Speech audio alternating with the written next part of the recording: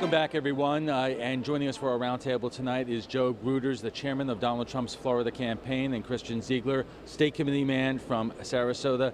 Gentlemen, thank you very much for joining us. Boy, if the rest of the convention is as boring as it was yesterday, it started with the defeat of the Never Trump movement, but that defeat caused what has been described as chaos in that convention hall. What did you guys think when you had some very angry people there, like Senator Lee and other people who were taking off their credentials and throwing them to the ground? Well, you're always going to have spirited debates within a caucus, essentially, and we have 2,800 delegates here, and so of course not everyone's going to agree with Trump. You know, he beat 16 other tough competitors, but at the end of the day, everything was worked out. We were all coming together, and this week is what we're going to do is we're going to show our unity. We're going to come together. This minor disturbance yesterday has nothing to do with the overall agenda, but listen, people have their own agendas. You know, you never know what people are doing for what reason, but at the end of the day, it was a very small portion of the population, and a lot of the no's were coming from sections that were not real voting members. That's the one thing you can't distinguish between the actual delegates. Like, for example, in our delegation in Florida, we had 100% unified response in what we were doing. So I think this was a very small group. I think that they were very vocal, and I think that they had agendas that were self-serving in nature. But they were very high profile. I mean, you have a United States Senator, a former Attorney General of Virginia, who feel all like with their own agendas, though. Listen, you got to look at what their own agendas are.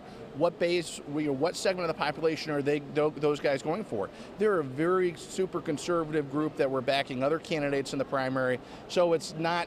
You know, to me, I expected that yesterday, but I also expected us to just really steamroll over them and have everybody at the end of the day come together. Because last night, what we showed is with all those speakers, you know, Congressman Duffy, Melania Trump, the cast of the other speakers, it was a great night for Trump. It was a great night for Republicans, and it certainly kicked the week off. Well, let's talk about Melania Trump, because on one hand, it really was an impressive speech, heartfelt, and then as soon as we all left the convention hall, we started hearing reports about, you know, it was awfully similar to the same speech that Mrs.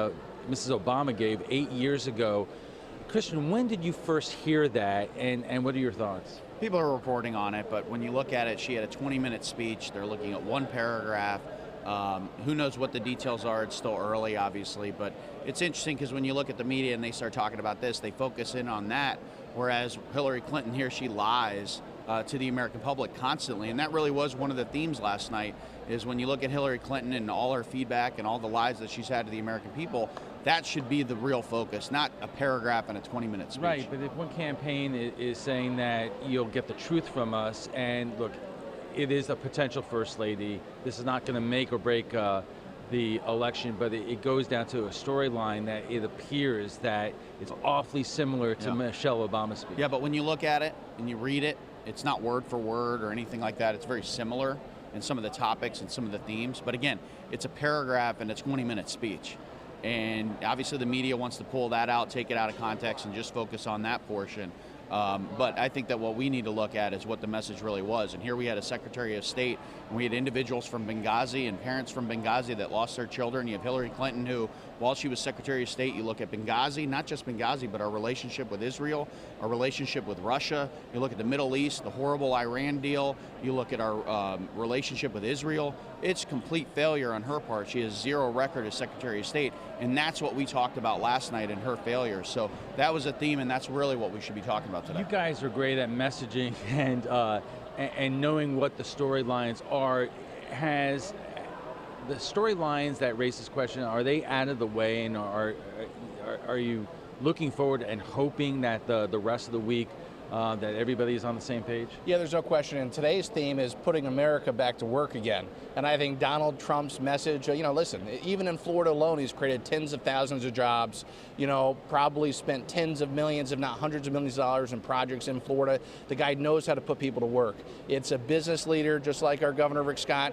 You know, he has the experience to do it. I think he's going to go to D.C. And now whether you're Republican, Democrat, Independent, young or old, if you want to do better for your family and you want to see real economic growth, and you know, Donald Trump is the one with the vision, the experience to do it, the years of the private sector, and I think that it's going to be a great week. And yes, I don't think there's going to be anything negative moving forward in terms of internal squabbles within the party. Are you hoping that party leaders like the governor of Ohio, John Kasich, who is here in Cleveland but not at the convention, Speaker Ryan, who is the chairman of the convention, hasn't even been to the convention yet, are you hoping that they show up?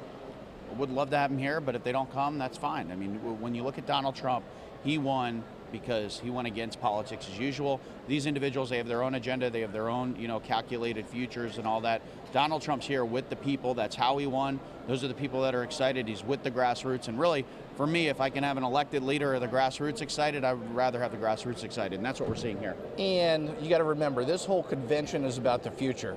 And if they don't want to be part of the narrative and be part of the future within the party, it's their choice. But at the end of the day, look at all the incredible speakers that we have. Just look at today, Senator Tom Cotton from Arkansas, Dr. Ben Carson, Colonel Alan West. Look at all the speakers last night, the speakers tonight. We have a star-studded, packed agenda every night, every morning. There's going to be more speakers than we could actually deal with. But let me ask you this, because it's the goal of either party, when they have their convention, to leave the city that they had their convention in united. It seems right now it's not quite that. There's no question we're going to be united. And like I said, all these internal party squabbles, that's part of every convention. If you remember, just 4 years ago with Romney's convention, they had the same thing. As a matter of fact, they had 3 or 4 states walk out at the beginning of Romney's convention because of the Ron Paul controversy. Yesterday, there was 2 or 3 people that walked out unhappy out of all the thousands of delegates. Listen, we're united in our effort to win. It's all about keeping America safe and putting Americans back to work. And that's what this election's all about. It's about making sure your family is in the best possible position to keep yourself safe and to get a job. And when you look at McCain, you look at Romney, now you got Trump. I mean, the difference here during this cycle is the people in the grassroots are excited to work for Trump. They're excited to knock on doors. They're excited to make the phone calls. And it's really great, at least on the Republican side. Can't say the same for the Democrat side, because I know there's a lot of people upset with Bernie Sanders and how they treated him. At least on the Republican side, you have the people, their voice was heard. Their candidate won, and now they're going to go to work for him. And we're going to have a very exciting momentum from right after the convention through the November election. So I think we're going to win big. And we'll have to leave it there, gentlemen. Thank you for joining us, and we will be back in just a moment.